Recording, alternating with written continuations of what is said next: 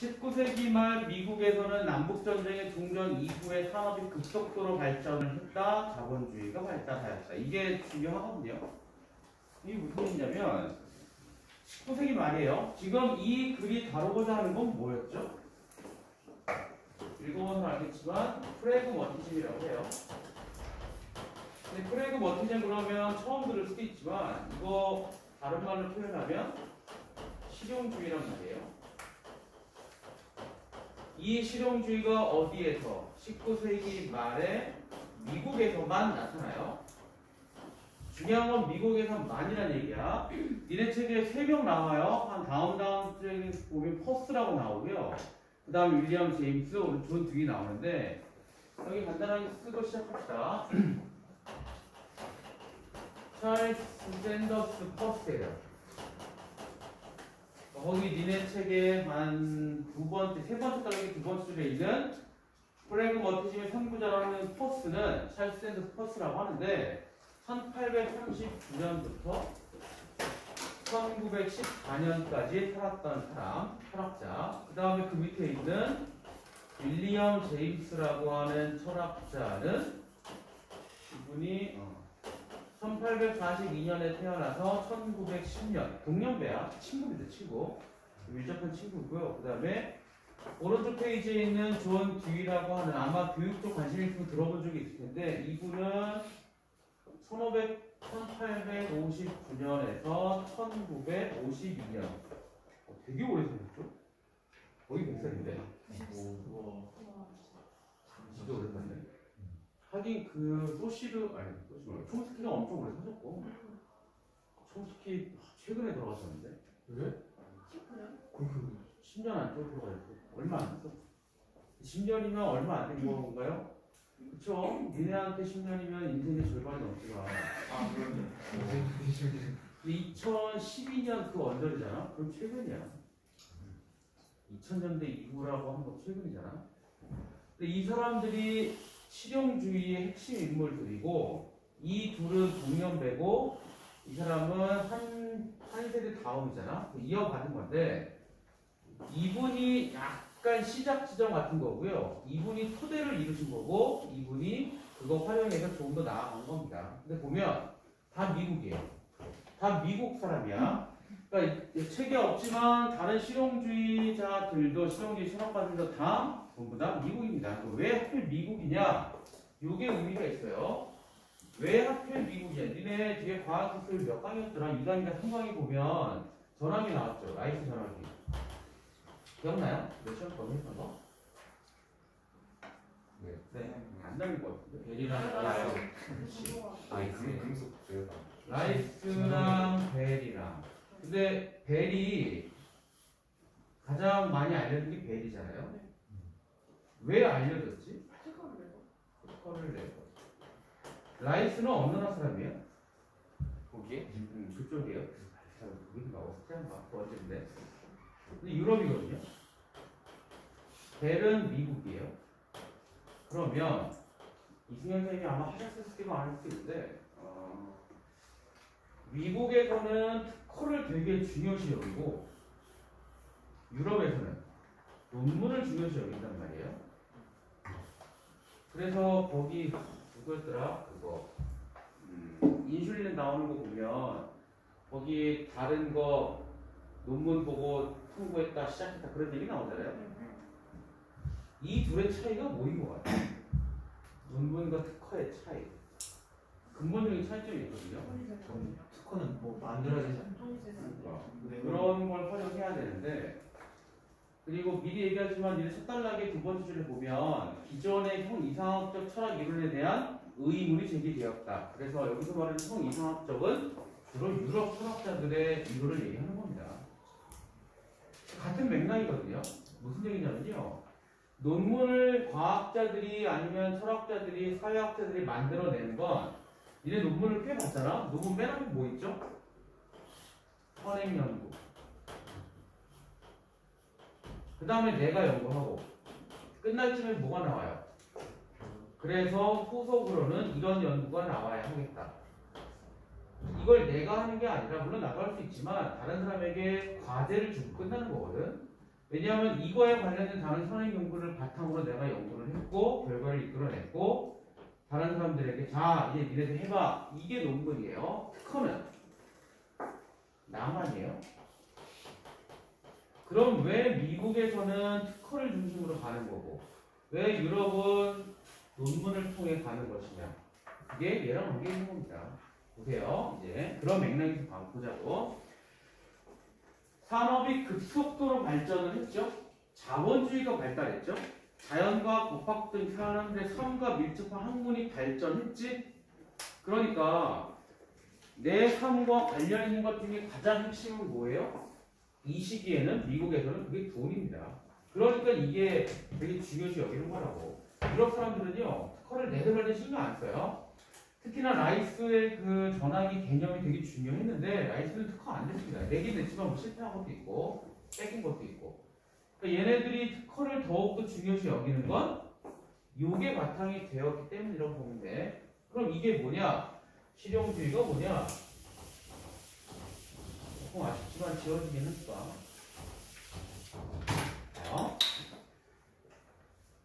기존의 형 이상학적 철학 이론에 대한 의문이 제기되었다. 이따 이것부터 설명해 줄게요.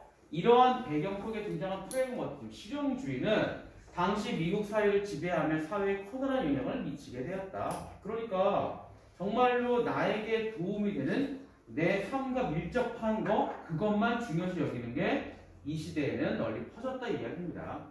왜 하필 프래그머티즘이라고 불렀느냐? 그리스어 프라그마, 행동, 실행, 실제 등을 의미하는 그리스어에서 따냈대요. 행동과 실천을 중시하는 철학 이론이라고 합니다. 그러면 이제 또 형 이상한 얘기를 안 할 수가 없거든요. 그러면 칠하기 애매해서 여기다 써야지. 자, 형 이상학이라고 우리는 부르고요. 이거에 반대되는 개념은 형 이학이에요. 그러니까 상하의 개념으로 갈리고 있거든요. 형 이상학이 뭐죠? 혹시 알아요? 형 이상학. 형 이상학. 이건 뭘까요? 예를 들면 저게 칸트의 이론 같은 거? 진리론? 이런 건데 뭘 형 이상학이라고 할까? 어떤 거? 눈에 보이지 않는 거. 응? 눈에 보이지 않는 거. 눈에 보이지 않는 것도 틀린 표현은 아니고 그래서 이걸 할 때는 니네가 그래도 영어를 좀 할 거니까 영어로 이해하면 좀 더 할 거예요. 형 이상학은 메타피직스라고 해요. 메타란 접두사가 뜻이 뭐죠? 메타. 초월입니다. 초월. 뭔가 넘어가는 거. 피직스, 그러니까 이거는 물리학적인 지식을 얘기하는 거니까 물리적인 무언가를 넘어가는 거. 그래서 이거는 초월적 지식을, 보편적 지식을, 절대적 지식을 요구하는 거고요. 형이하학은 영어로 뭐라고 하느냐면 형이하학이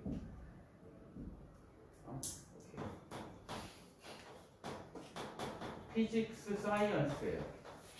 그럼 뭐예요 이거는? 그냥 과학이에요. 과학. 자연과학입니다. 자연과학. 그러니까 여기서 이야기할 형이하학은 자연과학이고 여기서 이야기하는 형이상학은 초월적 지식에 관한 학문. 그래서 개념 지식, 초월 지식, 진리 이런 거. 그러니까 쉽게 이해를 해요. 딱 요건 들어가진 않아. 사람이 이렇게 있으면 눈이 이렇게 있고 입이 있잖아요. 쪼개요. 어디서? 눈, 코, 입이 없는 데서. 여기랑 관계에 있는 것들은 다 형이상학. 실제로 우리가 먹고 마시고 움직이고 행동하는 말하고 모든 것들은 아래에 해당하는 거. 그러니까 여기에 해당하는 걸 설명하려면 과학밖에 없습니다. 현재는 과학밖에 없고요. 그러니까 미국에서는 이 사람들이 이러는 거야. 지금 돈도 벌어야 되고 먹고 살아야 되고 하는데 그런 뜬금없는 얘기로 우리한테 도움이 되겠어? 안 되겠지? 그러면 나는 이걸 주장할 거야. 이게 실용주의예요.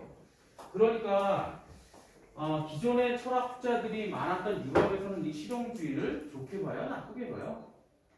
어떻게 할 것 같아요? 저걸 왜 해? 왜 그걸 그렇게 우리의 삶과 밀접함을 그렇게 중요시 여기는 거야? 라고 부정적으로 봤을 거라고. 그래서 이 실용주의는요 미국에서만 나타나요. 아직도입니다. 아직도. 이거는 미국의 스타일이야. 자, 근데 니네가 좀 주의해 봐야 되는 거는 이거는 몰라도 돼요. 우리나라에도 몇 년 전부터 이 실용주의라는 단어가 자꾸 쓰이거든요. 어디에서 쓰이죠? 들어봤을 거야. 최근에 특히나. 이 실용주의라는 단어를 어디에서 봐요? 주의. 뒤 말고요. 아니, 뒤는 진짜 실용주의고. 생각보다는 많이 들려요. 특히나 선거 처리되면.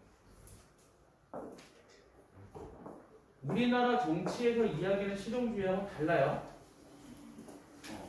우리나라 정치권에서 이야기하는 실용주의는 진보랑 보수랑 그 사이를 자기네들이 실용주의라고 해요. 그럼 왜 그럴 것 같아요? 아니지. 실용이라고 그러면 되게 있어 보이잖아. 진짜 유권자 도움될 것 같고. 사실은 이게 중도를 얘기하는 건데 우리나라 정치인들은 이거를 실용이라고 해서 그거랑 헷갈리면 안 돼요. 이거는 진짜 철학입니다. 철학. 철학에 관련된 용어라고 봐야 돼요. 실용이라고 하는 의미가 뭐냐? 두 번째 단락부터 이야기할 거고요. 하기 전에 두 번째 단락을 둘로 쪼개보도록 합시다. 이게 A로 묶였지만 사실 이거 두 단락으로 쪼개줘야 돼요. 한 단락이라서 오히려 놓은 거가 이상해진단 말이에요. 빨리 한번 쪼개봐요. A 부분을 둘로 쪼개보더라. 그러면 어디에서 나눠야 할 것이냐? 빨리 훑어보고 쪼개보죠. 분리해보도록 합시다. 어디에서 분리를 해야 할까? 프레그마티즘의 출발점은 다윈의 진화론이에요. 플라톤 앞까지. 어디요? 플라톤 앞에까지. 아닙니다요. 이런 이런이 하나 나오나 두 개 나오나? 이런 하나 맥락에서. 나오군요. 이런 맥락에서 쪼개면 돼요. 그러니까 인간관과 배치된 것이었다까지가 한 단락. 그 다음에 이런 맥락에서 프레그마티즘은 이게 두 번째 단락. 그래서 편의상 우리 A-1, A-2라고 할게요. 그럼 왜 쪼개야 되느냐? 자, A-1부터 먼저 볼게. 프레그마티즘의 출발점은 다윈의 진화론이었다. 그래서 이 A-1에서 이야기하고 있는 거는 다윈의 진화론을 이야기하는 건데, 자, 이게 여러분들한테 약간 헷갈리게 만드는 거는 이렇게 하니까 다윈도 실용주의, 프레그마티즘과 관련이 있을 것 같단 말이야. 아니에요. 다윈은 자연 안에 절대로 변하지 않는 것이 있다는 기존의 주장을 부정했다. 그러니까 다윈의 진화론에서 강조한 것 중에 첫 번째는 절대적인 지식은 없다. 요게 진화론에서 찾을 수 있는 요소 중에 하나예요. 그 다음에 이 세계는 불확실한 우연성이 지배한다고 하였다. 우리가 살고 있는 이 세상은 불확실한 우연성이 지배적이다. 뭐 이거잖아요. 우리가 얘네가 갑자기 만난 것도 우연이었잖아. 그치? 그러다가 진짜 평생 인연이 될 수도 있는 거예요. 오로지 우연이에요. 뭐든지 다 우연이야. 누가 누구를 만나고 누가 누구랑 싸우고 갑자기 지금 수업이 뭐가 되고 다 우연이에요. 그게 여기에 담겨있는 얘기란 얘기야. 자, 그 다음에 인간은 불변의 법칙이나 신의 섭리를 탐구하는 일에 열중하는 것이 아니라 그거 할 필요 없고요. 끊임없이 변한 환경에 적응해서 살아남아야 한다고 하였다. 이게 다윈의 진화론이죠. 끊임없이 적응해서 살아남아야 한다. 이게 진화론 얘기예요. 프레그마티즘 얘기가 아니야. 살아남아야 한다고 했다. 이는 서구사회 전통적인 기독교적 인간과 플라톤 이해 성기상학적 인간과 배치되는 것이었다. 그래서 이 A-1 부분은요, 사실 그렇게 큰 의미가 있는 건 아니고, 요게, 요 다윈의 진화론에서 몇 가지 얘기를 끌어와 봤더니, 여기에 프레그마티즘이라고 하는 철학의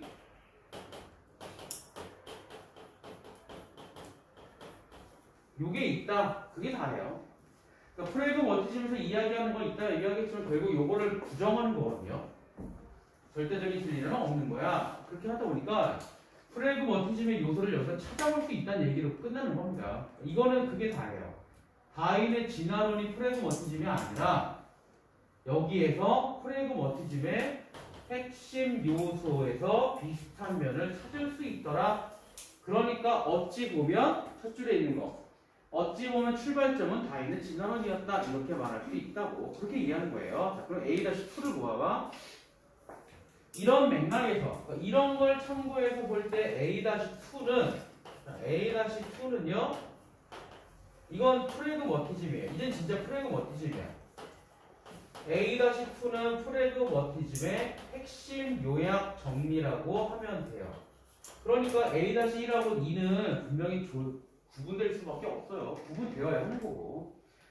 자, 프래그머티즘은 지식이란 이성을 바탕으로 한 영어불변의 객관적인 진리가 아니다. 첫 번째 나왔죠? 자, 첫 번째는 지식은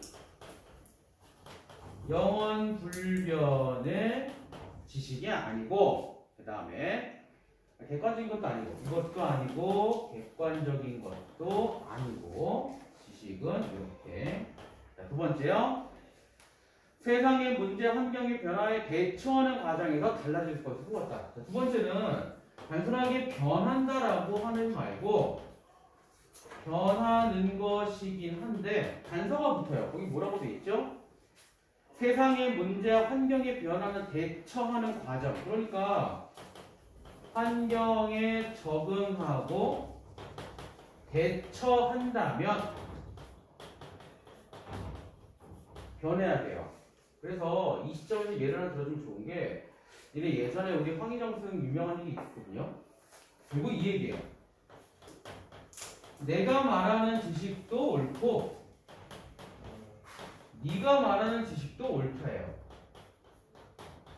이게 프래그머티즘의 핵심 중에 하나입니다. 근데 조건이 붙어요. 무조건 그런 게 아니라 조건이 붙어요. 뭐냐? 단.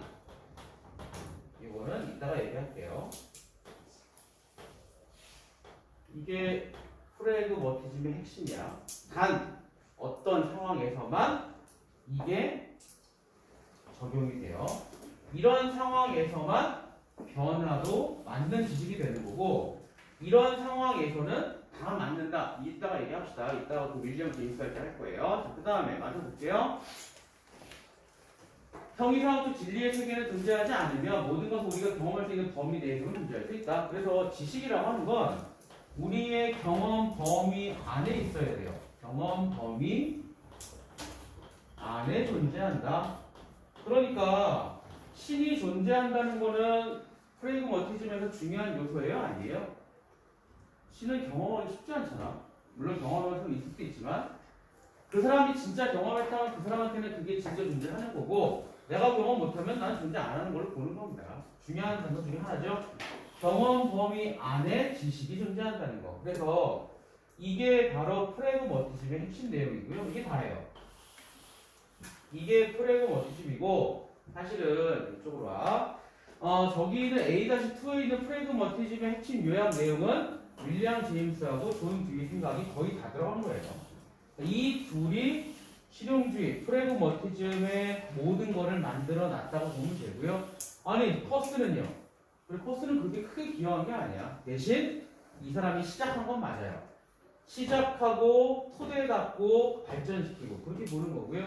그럼 누가 제일 어려웠겠느냐? 당연히 퍼스죠. 없는 거 끌어내는 게 제일 힘든 거야. 그러니까 제임스는 둘이 친구라서 얘가 이렇게 퍼스가 이렇게 얘기하니까 괜찮은데 어디 한번 발전시켜 볼까? 이렇게 하는 거라서 다 중요한데 개인적으로는 무언가 시작한 사람이 제일 중요합니다. 개량하는 거, 발전시키는 거는 물론 뭐 그것도 쉬운 건 아니지만 아이의 무에서 유를 끌어내는 게 제일 힘들어요. 하지만 어쨌든 프래그머티즘이라고 하는 거의 모든 것은 이 둘이 만든 것이라는 거 잊지 말고요. 그게 A 얘기니까 다음 단락 합시다, 이제. 빼먹은 있구나. 역사와 시대를 관통하는 궁극적인 원리는 존재하지 않기 때문에 현실적인 문제에 대한 절대적인 해결책은 있을 수 없습니다. 절대적인 지식은 없어요. 실천의 결과를 바탕으로 옳은 것을 판단해야 한다. 그래서 프래그머티즘도 어쨌든 옳은 거 판단이에요. 얘 또 옳고 그름을 판단하긴 해야 돼요. 그러면 이거는 어떻게 옳고 그름을 판단할 수 있을 것이냐? 이따가 제임스 얘기할 때 말을 할 거야. 그리고 여기에 들어간 게 그 얘기하고 똑같아요. 이게 다야. 그러니까 프래그머티즘을 이야기할 때는 이걸 꼭 얘기해야 돼요. 다음 단락 볼게요. 여러 학자들의 견해에 나타난 프래그머티의 특성은 약간 차이가 있다. 그래서 퍼스트 거랑 제임스 거랑 뒤에 좀 다른데 퍼스트 거부터 정리를 해보도록 합시다. 퍼스의 생각에서는 이제요. 오늘 아마 본문하고 딱 끝날 것 같아요. 문제 다음 시간에 봅시다. 다음 시간에 4회문화 1까지 읽어와. 이거 문제 다 풀고 4회문화 1을 읽어오고 인문이들 12강에서는 3번, 5번이 되게 중요해요. 3번, 5번을 신경 써야 돼. 되게 어렵기도 하고 중요하기도 하고 그래. 헷갈리기도 하고요.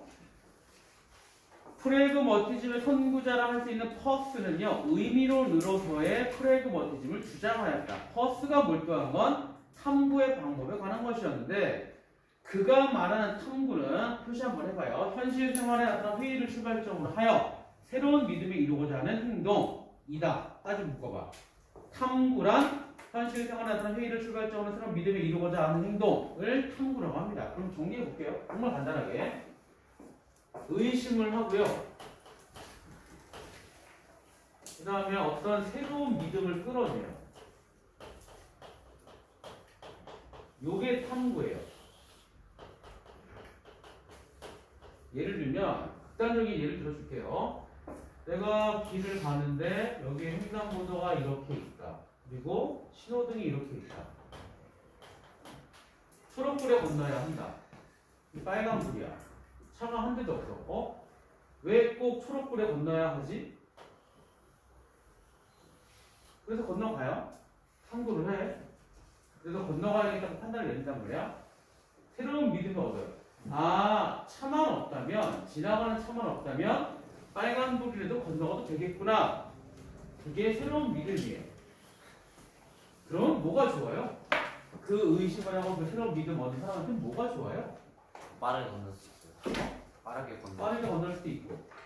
그리고 기존에는 빨간불에 건너면 안 되는데 자기가 어쨌든 합리화를 해서 빨간불에 건너가는 거를 정당화를 했죠? 뭐가 생겨요? 용기. 만족감이 생기겠지. 오케이, 좋아. 가도 돼. 이러는 거. 자, 읽어봐. 그가 말하는 탐구는 다시 현실 생활의 회의. 길을 건너야 돼? 말아야 돼? 진짜 현실이에요. 현실 생활이야. 출발점은 새로운 믿음. 그래, 빨간불에도 차만 없다면 건너가도 돼. 이루고자 하는 행동. 퍼스는 탐구는 의심에서 시작되고요. 과학적인 방법을 거쳐. 자, 요거는 아까 사례를 예를 든다면 시간을 재거나 아니면 자동차가 어디에서 보였을 때부터 시간을 재거나 내가 건너가는 시간을 재거나 아니면 사람들이 패턴을 계산을 하거나 뭐 이런 거. 확고한 믿음. 그래, 자동차가 지나가는데 100m 간격으로만 보인다면 절대 죽지 않아. 내가 아무리 천천히 가도 이런 확고한 믿음에 도달해서 의심이 그칠 때 믿음의 진리 여부 관계없이 보세요. 빨간불에 건너가는 거 니네 맞는 거예요? 틀린 거예요? 틀린 거잖아. 근데 이 사람은 건너간단 말이야. 진리에 맞고 틀린 거에 관계없이 뭘 얻어요? 만족감을 얻어요. 만족감을 얻으면 뭐가 좋아? 행복해요. 내 삶에 도움 되는 거야. 그게 이거잖아요. 나한테 도움이 되지. 그래서 실용주의예요. 그러니까 이 퍼스는 시작 지점이 왜 중요하냐면 나한테 도움이 됐지? 그거를 끌어낸 게 퍼스이기 때문입니다. 이게 시작이야. 만족감을 얻을 수 있게 시작했다. 여기서 말하는 믿음은 어떤 상황에서 행동을 어떻게 취해야 하는가. 그래서 여기서 말하는 믿음은요. 규칙이에요. 행동 규칙. 혹은 행동 규칙이나 질서. 그런 게 나올 거야. 그러니까 이거 니네 저거 헷갈리면 안 돼요. 신에 대한 신실한 믿음 그런 게 아니야. 난 너를 진짜 믿어. 그런 믿음이 아니라 여기서의 믿음은 행동 규칙 또는 마음의 습관에 불과한 것이다. 그러니까 독실한 사람들은 되게 싫어할 수밖에 없습니다. 그리고 이거는 뭐 확실하게 찾아봐야 되는데 확실히 유럽은 종교가 발달을 했거든요. 그러니까 이렇게 말하는 건 용납이 안 될 수밖에 없다고. 미국에서 발달하는 것도 이것도 있을 것 같아요. 또한 퍼스는 개념의 의미는 믿음의 내용에 불과할 뿐이고 개념의 지금은 실제 결과를 고려한다. 결과를 고려해야 돼요. 이게 내용보다는 중요한 건 결과야. 내가 과학적인 걸 해서 건너가다가 죽을 뻔했다. 그럼 이제 안 되는 거야. 결과가 좋아야 돼요.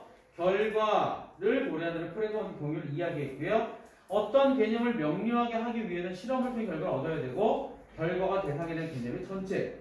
그러니까 핵심은 결과입니다. 결과. 내가 실험을 하고 결과가 100% 좋게 나왔다. 그럼 가면 돼요.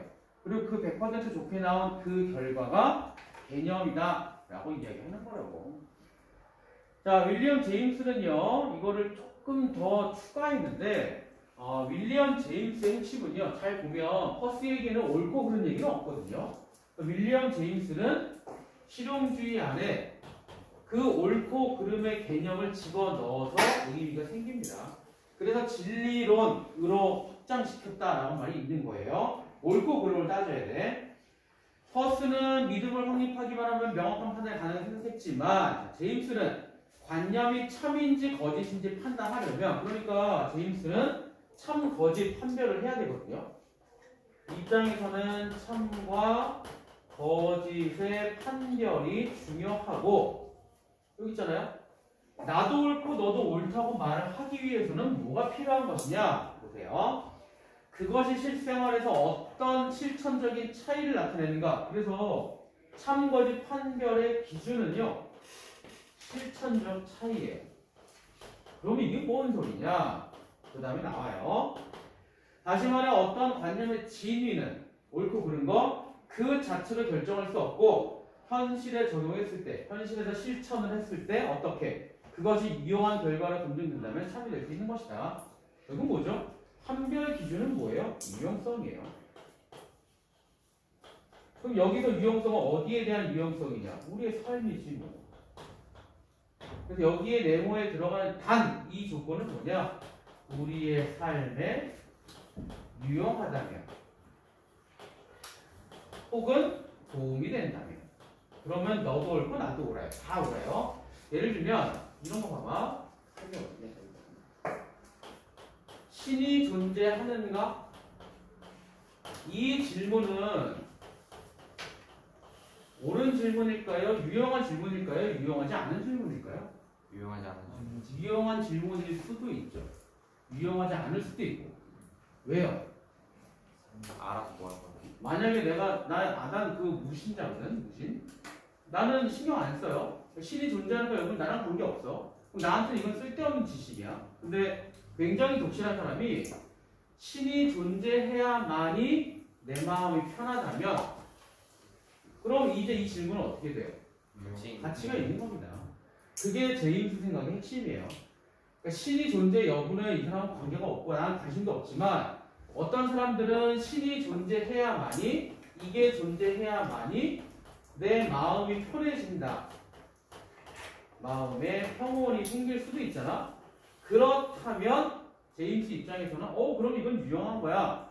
그러면 있다고 믿는 거 너도 옳고 나는 없다고 보는데 그것도 옳은 거고 그렇게 되는 겁니다. 핵심은 뭐예요? 우리의 삶에 유용한 점이 있느냐 없느냐. 그러니까 유신론자 입장들에서는요 이 실용주의는 말도 안 되는 거예요. 아니 어떻게 신의 여부를 사람의 마음이 평온한 걸로 따질 거야? 이게 서로 이해가 안 되는 거야. 하지만 제임스는 명확히 얘기하죠. 유용성에 도움이 된다면 그건 무조건 좋은 거야. 그래서 예를 들어서 거기 예를 다른 사례가 나와요. 안 돼. 보죠. 다시 말해 어떤 관점의 진위는 야 그거 떨어뜨려서 불어주면 안 돼. 네? 쓰면서 불어줘야지. 다르죠? 거의 미치버렸는데. 다르지. 야, 쓰면서 불어주는 게 아니라 떨어뜨린 거잖아. 안 되지. 에이 그럴 줄 알았다 이거. 야 니네 머리 깍대기 있지. 안 돼. 쓰다가 불어뜨려야 돼요. 안 됩니다. 얘는 떨어뜨린 거예요. 달라요. 내년엔 떨어뜨려 불어뜨리는 거 해야지. 자 보세요. 제임스는 이 현금 가치라고 표현했고요. 예를 들면 바늘 위에 몇 명의 천사가 춤을 출 수 있는가? 이거 따질 필요가 없지. 이 질문은 전혀 유용하지 않아요. 현금 가치가 없는 지식에 해당한다. 두 관점 비교해 진리에 판단한다면 또 나왔죠. 똑같은 말. 어떤 사람에게 실질적인 효과를 줄 수 있는지를 따지는 것이다. 이게 실천적 차이라고 얘기를 하는 겁니다. 구체적인 결과가 있어 의미를 지니게 되고요. 진리적인 추상적인 관념들은 구체적인 사실 영향을 주지 않는 한 무의미한 것이 된다. 근데 또 단서를 붙여요. 추상적인 관념들이 만약에 우리의 삶에 영향을 끼치게 되면 그것들은 다 의미가 있는 것이 된다. 그런 얘기죠. 그래서 되게 명확해요.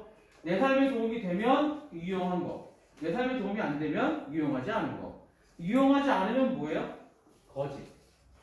유용하면 참. 그럼 뭐만 해야 돼요? 유용한 행동만 해야지. 되게 명확해. 누구에게 도움이 되는 것만 해야 돼요. 물론 더 세부적 들어가면 그래요 선생님? 그러면 독재자들도 되겠네요. 어쨌든 독재를 해서 나라를 살리면 되는 거 아니에요? 되게 애매해지긴 해요. 어찌 보면 이 실용주의는 쿠데타 같은 거에 근거가 될 수도 있거든요.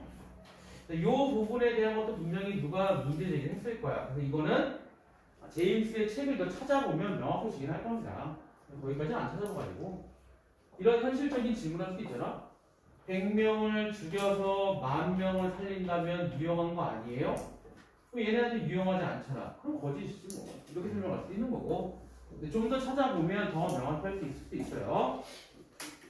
전통적인 철학자들이 추구하던 추상적 관념의 진리는 자체로 가치를 지니는 게 아니라 예를 들어 칸트나 니체나 이런 사람들의 철학 같은 게 그 자체로 가치가 있는 게 아니라 사람들의 삶을 실제 향상시키는 역할을 할 때에만 비로소 가치를 지니는 것이다.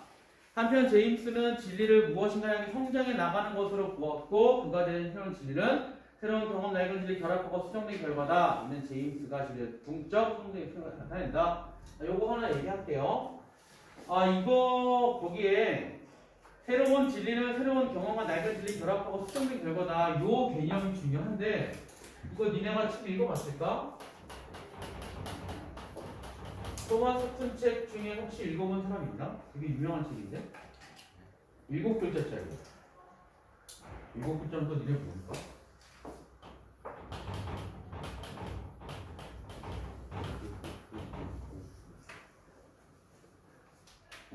읽어주면 되게 좋은데? 기하학, 마음, 가자. 그죠? 기하학의 마음을 빼앗아 오라고 기하학을 고백하는 거예요? 좀 과학성명 붙여줘. 이게 무슨 얘기냐면요. 어떤 기존의 보편적인 진리가 있거든요. 과학적인 지식. 어느 날 갑자기 예외가 나타나요. 처음에는 예외야. 무시해. 하는데 자꾸 나타나요.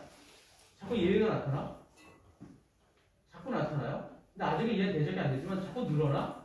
그러다 보면 요 예외들이 뭉쳐가지고 원래 있던 얘랑 싸워요. 근데 결국에는 다시 이건 사라지고 얘가 주류가 되거든. 그럼 또 그렇게 자연과 잘 살다가 또 예외가 나타나요. 그럼 옛날 생각 못하고 이게 무시하거든요. 이런 식으로. 그럼 또 이게 세력을 이루어서 이거 없어지고 이게 새로운 과학. 과학은 이런 식으로 발전해 왔다라고 하는 게 토마스 쿤 얘기인데 읽어봐 진짜로. 거기 나와 있는 네 번째 줄에 있는 얘기도 똑같습니다. 그래서 근데 이 사람은 좀 다른 쪽이거든요. 근데 비슷한 내용이 있는 거 보니까 좀 신기한 것도 있고요. 자 마지막. 존 듀이의 도구주의에 의해서 행동적인 요소가 더욱 강조되었다. 추가가 된 거예요. 행동 요소가 조금 더 추가가 된 건데 듀이는 여기다 씁시다. 아닌가? 이거 지우고 쓸까? 여기다 씁시다.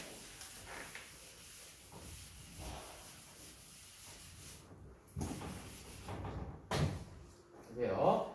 존 듀이는 도구주의라고 하는 개념으로 시작되는 거거든요. 허스의 주장을 논리와 탐구의 논리가 체계화 있다. 듀이. 사람들의 모든 관념은 현실생활에 일어나는 문제 해결을 위한 도구에 지나지 않는다. 이게 핵심이에요. 듀이가 생각하는 관념은 문제 해결의 도구예요. 그래서 여기서 니네가 눈여겨봐야 되는 특별한 단어는요. 문제 해결이에요. 조금 다르죠? 여기서는 의심이고 새로운 믿음이고 여기는 참과 판별하는 거고 뒤는 문제 해결이라고 명확한 제시를 하고 있잖아요. 그 다음에 인간은 다른 생물 마찬가지로 자연 속에 존재하는 유기체 지나지 않기 때문에 환경에 대한 적응을 통해 상호하게 가능하고 적응이 필요해요. 적응이 필요하고요. 그 다음에 인간의 모든 문제는 관계를 같이 생각해야 한다. 이러한 상황 속에 문제가 발생했을 때 그것을 극복하기 위해 생각을 한다. 요거 해결을 위해서 우리가 생각을 한다는 얘기예요. 인간이 생각하는 이유가 뭐냐? 이건 똑같은 말이거든요. 문제 해결을 위한 겁니다. 문제가 발생하지 않으면 우리 생각 안 해요. 인간은 무엇인가 이렇게 생각하는 게 아니라 오늘 뭐 먹지? 오늘 못 먹으면 굶어 죽을 텐데? 그럼 문제 해결해야 되는데 그럼 뭘 먹어야 되지? 어제 먹은 거 먹기 싫고 이런 거. 우리의 문제를 해결하기 위해서 생각을 한다. 이것도 되게 실용적인 얘기를 하는 겁니다. 뜬구러진 얘기 안 하는 거야. 인간은 어디서 왔다 어디로 가는가 이런 건 필요 없고 이런 걸 위해 생각하는 게 아니라 지금 길을 건너가면 다칠지도 모르는데 건너가야 되나 말아야 되나 어떻게 해결하지? 이래서 생각을 한다는 거.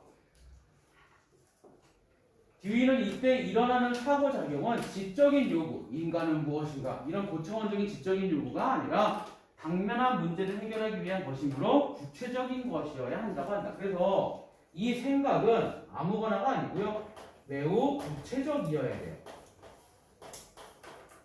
그러니까 이 퍼스나 윌리엄 제임스나 듀이나 다 약간 비슷해요. 그 다음에 여기서 문제 해결의 수단으로 나오는 게 관념이고요. 관념은 문제 해결을 위해 도구의 기능을 해야 되고요. 그게 안 된다면 관념은 바뀌어야 된다. 도구주의에서 진리는 참된 지식을 얻는 게 아니라 진리란 뭐냐? 보증된 주장 가능성. 가능성이죠. 절대적이지 않다는 얘기예요. 절대적이진 않지만 다른 사람들이 다 그거 괜찮을 거야 라고 얘기하는 이렇게 이것의 탐구의 과정을 거쳐온 지식이 실제로 문제에 도움이 된다고 보증하는 것을 의미한다. 또 나왔죠? 문제 해결에 도움이 되는 것. 그러니까 문제 해결을 이루어야 되고 구체적이어야 되고 뭐냐? 살아남기 위해서. 그러니까 여기에 있는 이 이야기들은 제임스 거랑 듀이 겁니다. 아까도 얘기했잖아요. 자, 마지막 단락 간단하게 보고 끝냅시다. 전통 철학자들과 달리 프레거 학자들은 다른 관점 진리를 바라보았다. 추상적인 게 아니라 실생활에 유용하게 적용될 수 있는 진리를 찾기 위해 노력했고요. 지식보다 행동을 중시, 생활 중심으로 철학을 추구했다. 그러니까 이거는 되게 쉬운 겁니다. 니네가 직관적으로 이해하기 쉬워요. 지금 106쪽, 7쪽 다 똑같은 얘기했죠? 우리에게 도움이 되는 매우 구체적인 거. 이게 철학이다. 근데 그러다 보니 가변적, 유동적인 진리를 추구했으니까 본질이 모호하다. 뭐가 맞는 거야? 이거 대답 잘 못해요. 하지만 의미가 있죠. 구체적인 삶의 문제를 해결했고요. 사회발전을 추구했다. 면에서 프래그마티즘은 의의가 있다. 존 듀이를 보통 교육 학자로 보는 거는요. 듀이가 이 얘기를 교육에 되게 많이 써먹었기 때문입니다. 근데 마지막에 단락의 위에 보면 교육과학, 정치, 철학, 예술 다 적용했다고 됐죠. 사회 개선을 시도했다는 게 존 듀이의 의미예요. 복습이야. 복습이라고 쳐요. 퍼스의 기본 생각을 일단 무언가 의심을 한다. 근데 이 의심을 할 때 여기서 그냥 막 하는 게 아니라 과학적인 방법을 써서 청구하는 거죠. 그래서 그거에 따라서 어떤 결과가 나오게 되면 그게 새로운 믿음에 도달하게 되는 것이다. 이게 퍼스잖아. 그리고 이 새로운 믿음이라고 하는 거는 일종의 규칙이고 습관이 되는데 횡단보도 빨간불에 건너가도 된다. 요거 얘기했거든요. 지난번에 예를 들 때. 근데 빨간불에 건너가는 건 말이 안 돼요. 원래. 말이 안 되지만 그 새로운 믿음이 나에게 뭘 준다면 만족감을 준다면 끝인 거죠. 이게 퍼스야. 의심에서 시작해서 과학적인 방법으로 무언가 결과를 이끌어내면 결과가 안 나오면 안 돼요. 결과가 나오게 되면 새로운 믿음에 도달하는 거고 성공한 거잖아. 그러면 나는 뭔가 즐겁겠지, 행복하겠지, 만족감은 어땠지. 그러면 딱 적당한 겁니다. 그러면 할만한 거예요. 근데 요게 안 나오거나 이게 없으면 하나 많아야 다 있어야 돼요. 이게 퍼스인데 3번 다이아몬드는 가장 단단한 물질이다 라는 문장의 의미는 무엇인가 보세요. 이게 맨 처음에는 다이아몬드는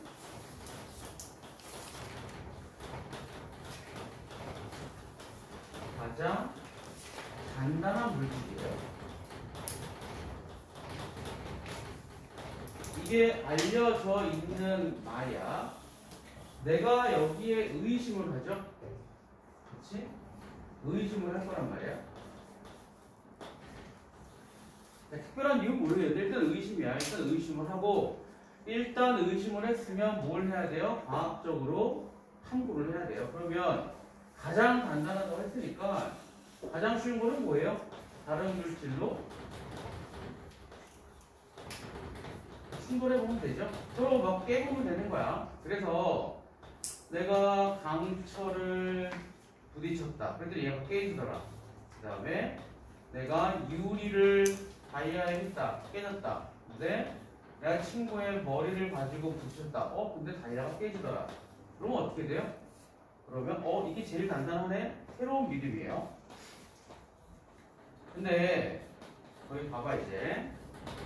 단단한데 사전적인 의미는 어떤 힘을 받아도 쉽게 그 모양이 변하거나 부서지지 않는 상태에 있다. 이렇게 볼 수 있고요. 그래서 다이아몬드는 다른 물질과 비교했을 때 부딪혀보는 거죠. 쉽게 모양이 변하거나 부서지지 않는 경도가 가장 강한 물질이다 라는 의미가 된다. 근데 실제로는요. 얘가 그렇게 강할 리가 없잖아. 막 탐구했더니 깨지는 게 없어요. 그럼 어떻게 돼요? 역시 다이아몬드는 가장 단단한 물질이구나 라고 재확인하죠. 이게 만약에 새로운 걸로 끌고 가면 그래? 이게 제일 단단하네? 이게 새로운 믿음이에요. 근데 다이아는 그렇게 실제로 안 되잖아. 가장 강한 건 사실이니까. 그러면 어떻게 돼요? 기존의 지식에 대한 의심을 했더니 확인을 했더니 기존의 생각이 맞더라. 그럼 재확인하고 끝나는 겁니다. 이게 무조건 언제나 새로운 믿음이 나오는 건 아니야. 과학적인 탐구 결과 이전 걸 재확인할 수도 있어요. 그럼 어떻게 돼요? 그것도 만족감이에요. 그러니까 무조건 새로운 것만은 아니야. 다이아는 가장 단단한 물질이다라는 물질의 의미에 의문이 생긴다면 새로운 믿음에 그것을 탐구와 가져 붙여야겠다. 그게 요거였죠. 부딪혀봐야지. 다른 물질하고 친구해봐야지. 이거. 실험의 결과가 문장의 의미와 다르게 나온다면 요거잖아요. 만약에 내가 친구 머리를 했는데 이게 더 튼튼하더라. 그러면 2번. 기존의 문장은 확고한 믿음이 아니니까 깨지고 새로운 믿음에 도달할 거야. 만약에 그렇다면 3번. 다이아는 가장 간단한 물질이다. 문장의 의미를 파악하는 과정은 어떠한 개념을 명료하게 하기 위한 실험 결과. 이거잖아요? 맞아요. 3번 맞고요. 4번. 다이아는 가장 간단한 물질이다. 믿음을 확인하기 위해. 그래서 여기 있잖아. 확인하기 위해서는 여러 차례 실험들을 해봐야 합니다. 적당하죠? 답은 5번이고요. 5번이 뭐 그렇게 어려운 얘기는 아니야. 거기에 객관적 진리에 기반을 둔 이거는 저쪽이잖아요. 전통 철학자들. 그 틀린 거고요. 고쳐볼게요. 이러 과학적 방법을 거쳐 다이아는 가장 간단한 물질이다. 문장 개념적 의미를 파악해서 확고한 믿음에 도달하면 나는 만족감을 얻을 수 있겠다. 이렇게 되죠. 내가 만족감 얻으면 돼. 확고한 믿음에 도달해서 만족감을 얻으면 돼요. 이게 맞든 틀리든 관계없고, 그러니까 진리, 참, 거짓을 따지지 말고 이게 확고하다면 그냥 나는 거기에 대해서 만족감을 느낄 것이다. 그게 퍼스의 생각이에요. 그래서 5번은 틀렸고 고쳐놓으면 돼요. 자, 넘어가서 4번 볼게요. 니네 4번을 좀 잘 보세요. 답은 몇 번이에요? 니네 확인해봤죠? 답은? 답은 몇 번? 1번도 나와있잖아. 진짜 답이 1번인가 의심을 해봐야 돼. 퍼스가 그랬잖아요. 진짜인지 아닌지 의심을 해봐야 한다고. 만족감을 얻기 위해서는 확인을 해봐야 된단 말이야. 의심을 해야 돼. 기억은 전통 철학자고요. 니은은 실용주의 철학자, 프레그먼트 철학자를 이야기하는 건데 4번 같은 경우는 문제 형식은 되게 간단해요. 기억은 니은은 위에서부터 1번이고 3번부터 5번. 또 1번은 잠깐 넘어가고 2번부터 봐요. 기억은 이 세계는 불확실한 우연성이 지배한다고 생각하기 때문에. 그러면 뭐예요? 니은이기 때문에 이렇게 정리할 수 있죠? 그 다음에 더 갑시다. 객관적 진리를 중요시했다. 기억이다. 뭐 이런 얘기잖아. 기억은이에요. 기억은 기억이다. 맞지? 근데 앞에 근거가 틀려서 안 돼요. 같은 맥락으로 풀어볼게요. 3번. 니은은 형 이상학적 철학의 주장에 근거하여. 그럼 니은은 기억에 근거하여. 이미 틀렸어요. 끝까지 봐봐. 기억에 근거하여 실용적 발전시키려고 하였다. 니은이다. 그리고 뒤는 괜찮지? 하지만 근거가 틀려요. 같은 맥락에서 4번. 니은은 진리가 불변성을 기반으로. 불변성이죠? 그러면 기억이에요. 기억에 기반하여. 틀렸어 이미. 이미 틀린 거야. 마저 가봅시다. 실제적으로 삶을 향상시키는 역할을 한다고 보았다. 니은이다. 뒤에도 맞잖아. 다 아니에요. 앞에 있는 게 틀려. 자, 5번 니은. 니은은 진리가 실천의 결과를 바탕으로, 그래, 실천의 결과를 바탕으로 하여 니은을 바탕으로, 괜찮죠 아직까지? 절대적인 의미를 판단하는 기준, 절대적인 의미요? 기억이다니까 니은이 기억이래요? 틀려요? 얘도 틀리는 거야.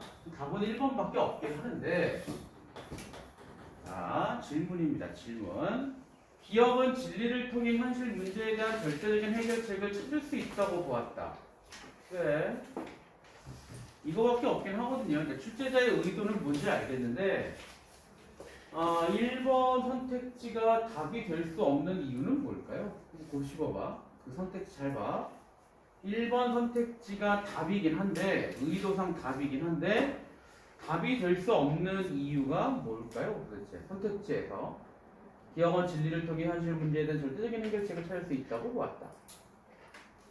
이거 얘기할 수 있을까? 1번이 답이 될 수 없는 근거? 그 의도상 뭔지는 알아요. 그래서 1번으로 답이 되긴 할 테지만 사실은 답이 아니야. 엄밀하게 따지면. 뭐가 문제죠? 잘 곱씹어 보세요. 이게 니네 문제 푸는 방법에서 되게 중요한 요소를 얘기하는 거거든. 1번은 틀려요. 사실은 1번도 답이 안 돼. 뭐 니네 본문 안 봐도 알아요.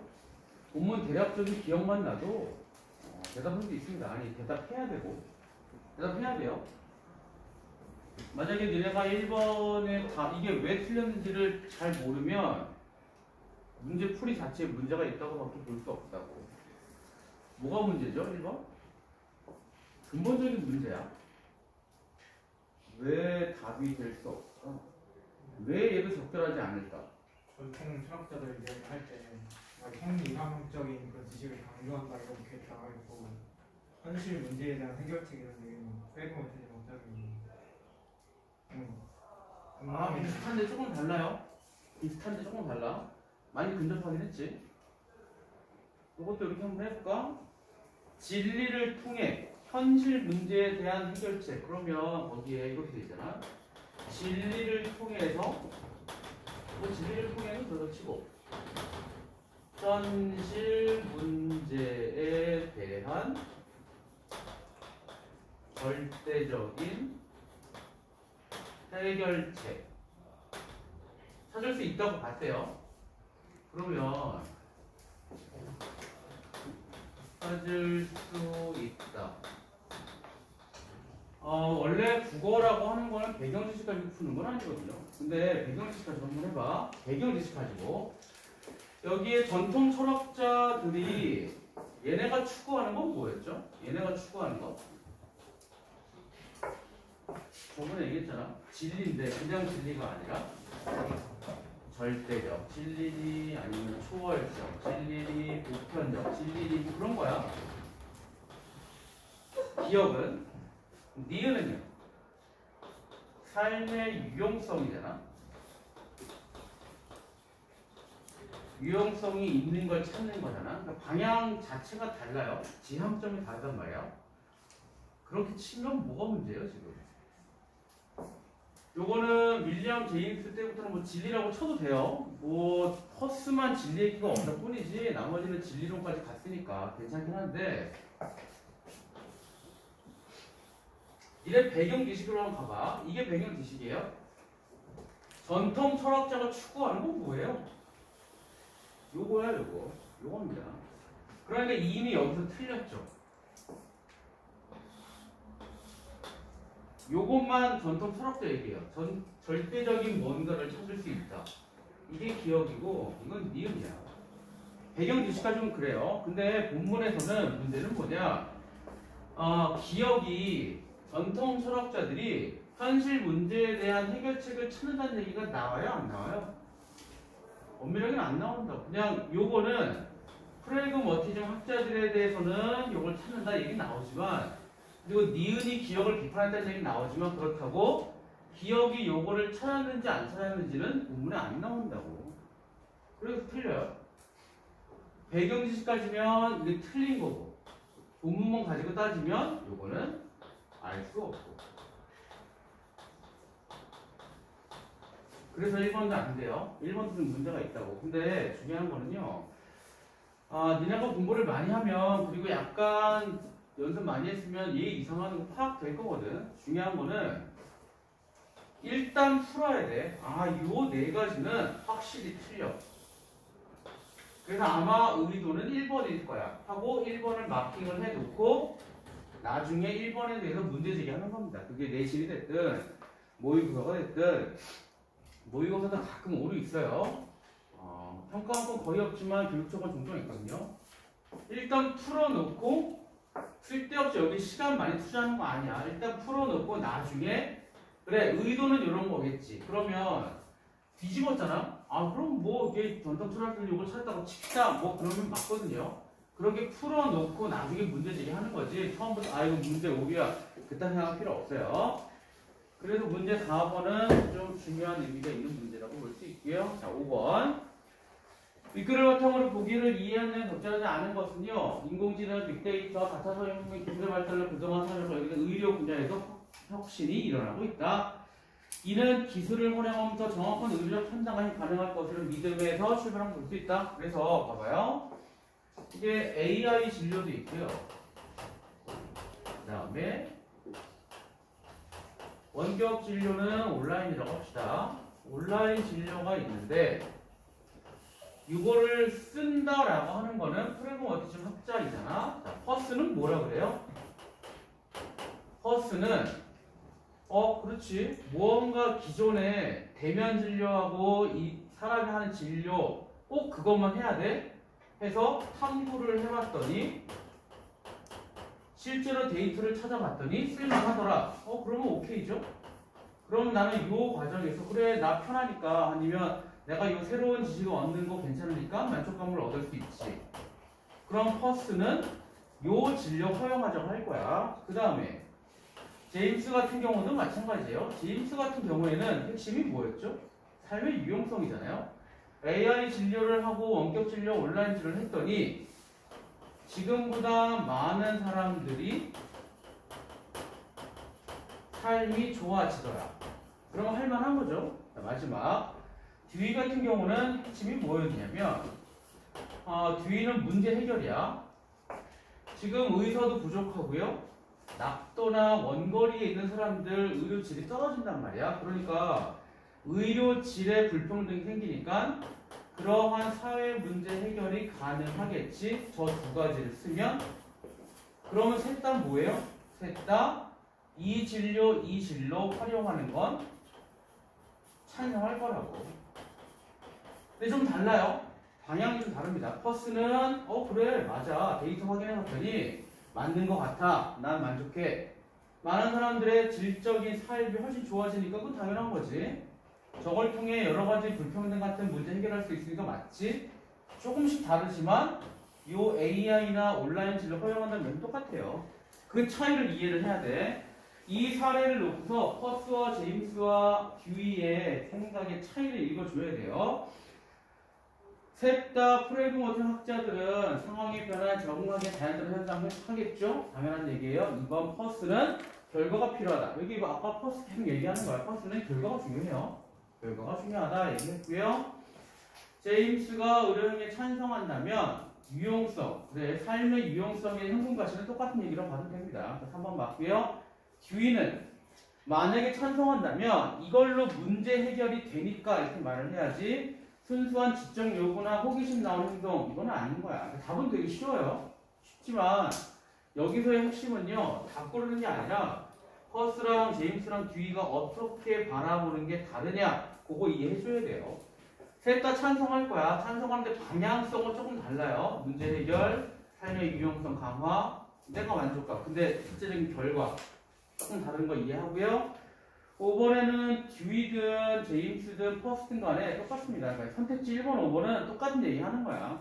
선택지 1번과 5번은 같은 얘기예요. 답은 4번이고요. 자, 마지막에 6번은요. 저번에 얘기했던 거랑 비슷한데 니네 이런 류의 문제는 100% 알아줘야 돼. 한 번 더 풀이 방법 얘기할게요. 자, A는 최대한 간략하게 끌고 와요. B는 관념은 도구라고 보았다. 그래서 니는 기억날지 모르겠지만 이거 문맥적 의미를 찾는 문제가 나오면 일단 조사를 원래 걸로 바꿔요. 고조사는 뒤와 관념을. 자, 두 번째는요. 쓸데없는 거 지워요. 그러면 얘는 주어니까 있어야 되고 목적어 있어야 되고 소수가 있어야 된단 말이에요. 얘는 지우면 안 돼요.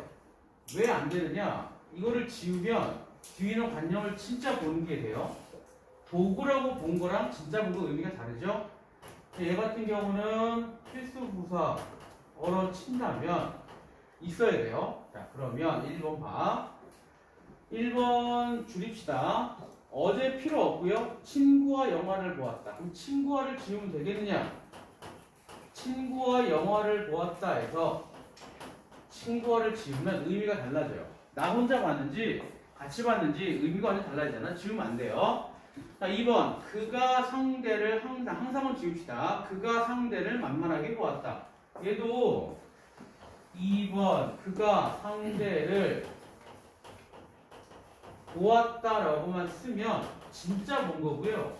만만하게 본 거는 이게 의미가 들어가는 거잖아. 빠지면 안 돼요. 자, 3번하고 4번하고 5번은요. 다 볼 거 없이 손해를 보았다, 기회를 보았다, 끝을 보았다예요. 이거는 중간에 부사가 없죠? 그래서 안 돼요. 둘 중에 뭐냐?